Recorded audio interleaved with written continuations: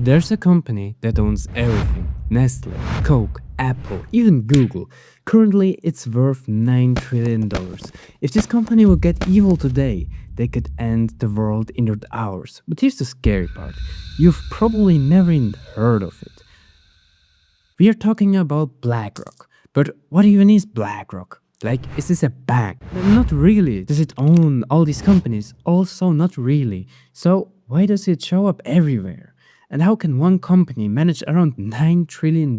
That's more than most countries produced in 1 year. So, where does all that money even come from? But before we dive in where the money comes from, we need to talk about why they are so big right now.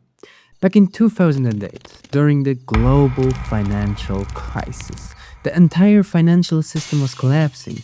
Banks are failing, markets are crashing, and governments didn't really understand what really was happening. So they called help. Not another government or another central bank, they called BlackRock. So back then, the government put money into BlackRock to stabilize the market again. So from where comes now all this money from? Well, basically, it's not their money. It's just money from pension funds, governments, or banks, and even regular people. And someone has to decide where all of it goes. And that's the part most people miss. BlackRock doesn't spend the money, they basically direct it into companies like Apple, Microsoft, Amazon, or Coca Cola. And at first, that doesn't sound that crazy. People invest money all the time. But here's the difference in scale: we are not talking about millions or billions, we are talking about trillions.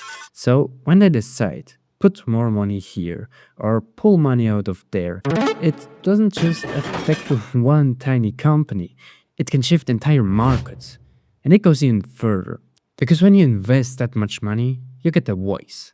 BlackRock votes on company decisions, they talk to CEOs, they influence long term strategies. So, no, they don't directly run these companies, but they are deeply connected into the network of them. So, maybe it was never really about one company. It's more about who controls the money and who controls the future. And the truth is, most people will never even know this.